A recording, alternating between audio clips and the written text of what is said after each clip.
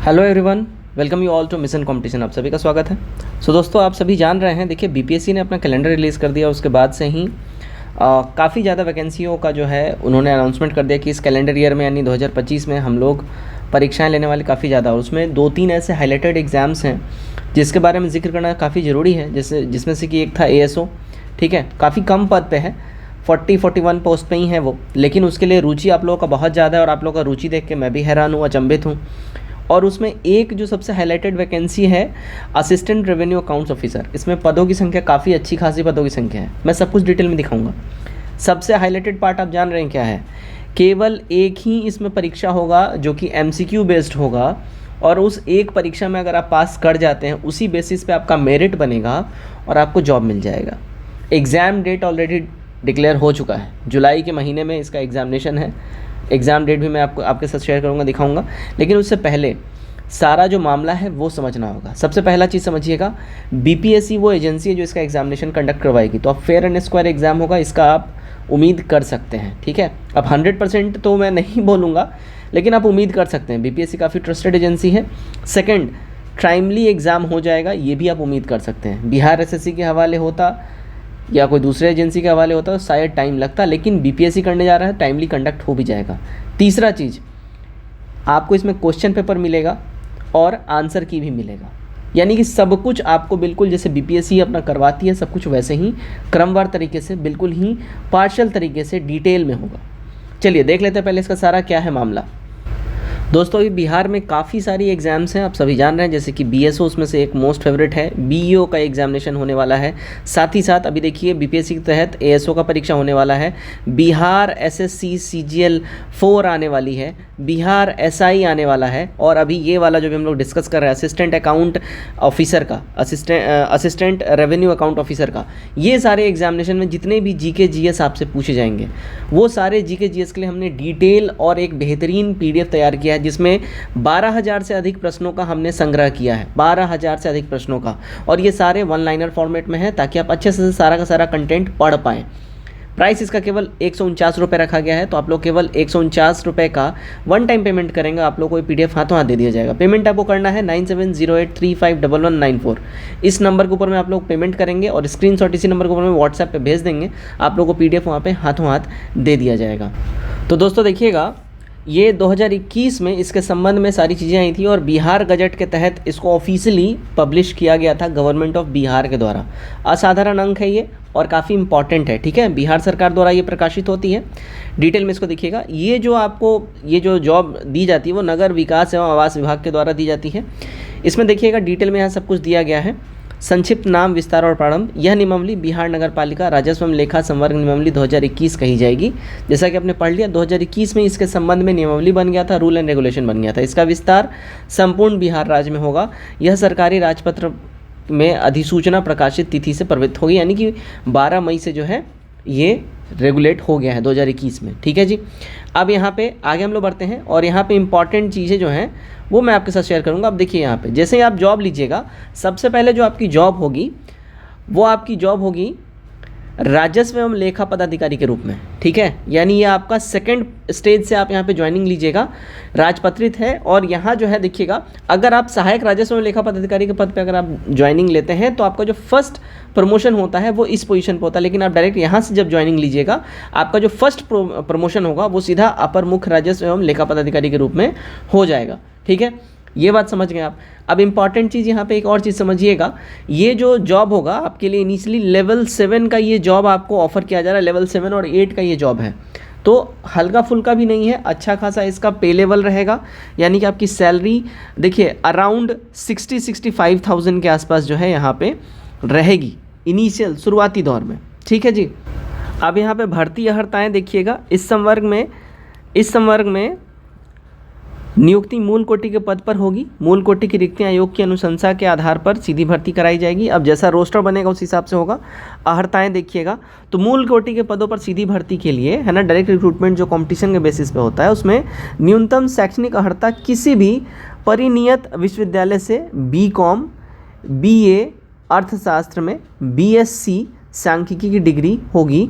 और मूल कोटि के पदों पर सीधी भर्ती के लिए विषय एवं पाठ्यक्रम इस नियमावली के साथ संलग्न किया गया है। तो यहाँ पे आप एक चीज़ समझ गए, देखिएगा अगर आप बीकॉम कर रखे हैं, यानी बीकॉम आप अगर हैं, आप डायरेक्ट यहाँ फॉर्म फिल कर सकते हैं। आपने बीए यानी बैचलर ऑफ आर्ट्स किया हुआ है, लेकिन इकोनॉमिक्स में, अर्थशास्त्र में अगर आपने किया हुआ है तो आप यहाँ फॉर्म फिल कर सकते हैं। अगर आप बीएससी यानी बैचलर ऑफ साइंस अगर आप स्टैटिक्स से कर रखे हैं तो भी आप यहाँ पे फॉर्म भर सकते हैं, ठीक है ना। यानी बीकॉम वाला यहाँ पे डायरेक्टली एलिजिबल है, बीकॉम वालों को कुछ सोचना नहीं है। अनुसूची 1 में दी गई विवरण के अनुसार होगी, परंतु विभाग अनुसूची को समय समय पर आवश्यकता अनुसार संशोधित कर सकता है। अभी आपने देखा होगा बीएसओ वाला जो भर्ती आया है उसमें पहले बीकॉम अलाउड था, लेकिन अभी बीकॉम जो है वहाँ लिस्ट से हटा दिया गया, मैथ, स्टैटिक्स और इकोनॉमिक्स वालों को अलाउ किया गया है।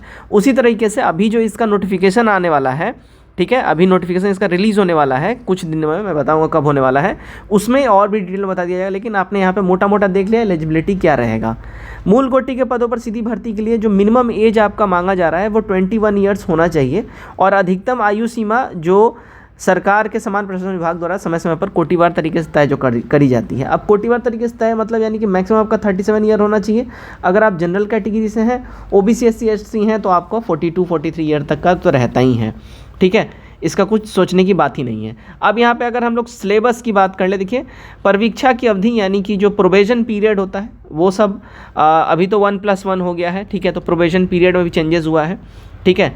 विभागीय परीक्षा, अब यहाँ पे देखिएगा अगर मान लीजिए कोई लोअर पोस्ट पे भी जो डिप्यूटेड है वो लोग विभागीय परीक्षा देके, इंटरनल एग्जामिनेशन होता है डिपार्टमेंटल एग्जाम, वो देके भी ये लोग यहाँ पे प्रमोशन ले सकते हैं। मूल कोटि सहायक राजस्व एवं लेखा पदाधिकारी के पदों पर नियुक्ति पदाधिकारियों के लिए केंद्रीय परीक्षा समिति, राजस्व पार्षद बिहार समय समय पर आयोजित विभागीय परीक्षा में उत्तीर्णता अनिवार्य होगी, जो पास करेंगे उन्हीं को मिलेगा। अब आपके और हमारे लिए जो मेन काम का है सिलेबस क्या रहेगा, हम लोग उसकी बात कर लेते हैं, ठीक है।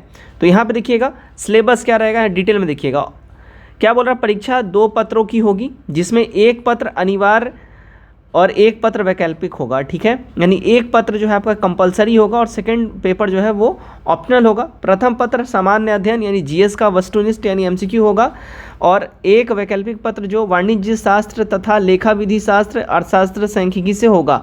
अब यहाँ समझिएगा, आप जिस भी सब्जेक्ट से ग्रेजुएशन किए होंगे आपको वो वाला एक सब्जेक्ट आपका एज अ ऑप्शनल रखना पड़ेगा। एक जीएस का पेपर सबके लिए कंपलसरी और वो कॉमन होगा। अब देखिएगा अनिवार्य पत्र जो जीएस का पेपर है ये अनिवार्य पत्र, इसमें सामान्य अध्ययन का पेपर होगा और ये 100 प्रश्न पूछे जाएंगे, 2 घंटे का आपका समय होगा। वैकल्पिक पत्र जो आपका जो भी रहे, अगर आप अर्थशास्त्र, वाणिज्य शास्त्र, लेखा विधि, ये 2 घंटे का पेपर होगा 100 नंबर का, और अर्थशास्त्र से है तो अर्थशास्त्र का पेपर होगा, सांख्यिकी है तो सांख्यिकी का पेपर होगा, ठीक है। अब यहाँ अनिवार्य पत्र में वैकल्पिक पत्र का पाठ्यक्रम वही होगा जो बिहार लोक सेवा आयोग द्वारा आयोजित की जाने वाले संयुक्त प्रतियोगिता परीक्षा हेतु उक्त विषय के लिए निर्धारित होगी, ठीक है। तो जो जैसे बीपीएससी सिलेबस डिसाइड करेगी इस सारे पेपर्स का, वैसा ही सब सिलेबस रहेगा। क्लियर है, यहाँ पे साफ साफ ये बातें मेंशन कर दी गई हैं। अब यहाँ पे देखिएगा, अब अगर हम यहाँ पे डिटेल में आपको थोड़ा सा और यहाँ पे दिखाते हैं, देखिएगा, तो या तो आपने यहाँ तो पढ़ लिया। अब अधिनियम से प्रेरित बिहार नगर पालिका अधिनियम 2007, यहाँ पे ये परिभाषाएं दी जा रही है, और यहाँ पे देखिएगा साफ साफ यहाँ पे बोला जा रहा है, देखिएगा, आयोग से अभिप्रेरित बिहार लोक सेवा आयोग अथवा ऐसा अन्य कोई अधिकार जिसे सरकार समय समय पर अभिहित करे। यानी अभी आपका तो ये वाला परीक्षा बीपीएससी ही लेगा, लेकिन मान लीजिए अगर बीपीएससी नहीं भी लेता है, जो भी आयोग इसका लेगा, तो यही बोला गया है कि समय समय पर अगर सरकार इसको चेंज करती है तो जो भी लेने वाला है उसके लिए भी सेम रूल एंड रेगुलेशन और क्राइटेरिया लागू होगा। तो फिलहाल ये जान लीजिए बीपीएससी ही इसकी एग्जामिनेशन लेती है और आपका एग्जाम बीपीएससी ही लेगा। अब बीपीएससी कैलेंडर में भी हम दिखाते हैं इसका एग्जामिनेशन डेट कब है, वो देख लीजिए। तो देखिएगा 20 तारीख को यानी 20 मार्च को बीपीएससी ने अपना ऑफिशियल कैलेंडर रिलीज़ किया था, ठीक है। और इसमें जब आप नीचे स्क्रॉल डाउन करके आइएगा तो यहाँ पे देखिएगा नंबर 19 पे है assistant revenue and accounts officer, देख लिया आपने। और अच्छा खासा यहाँ पे पोस्ट दिया गया है, 285 पोस्ट दिया गया है।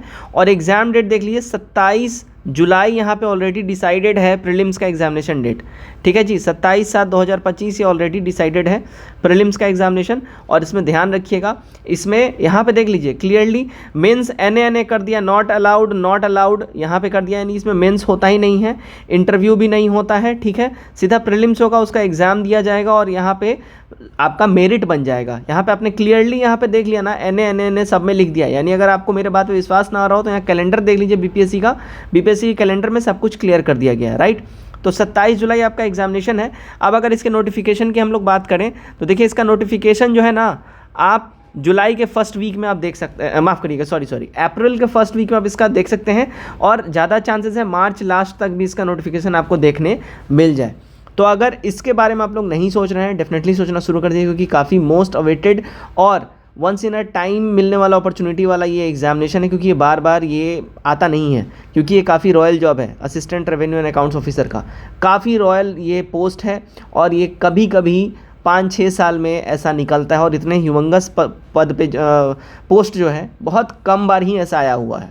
आई होप इस वीडियो के माध्यम से इसके वैकेंसी के बारे में आपको सारी डिटेल जानकारियाँ मिल गई होंगी। अगर कोई भी कंसर्न है, क्वेश्चन है, कमेंट कर जरूर पूछिए, वीडियो को ज़्यादा शेयर करिए। जय हिंद।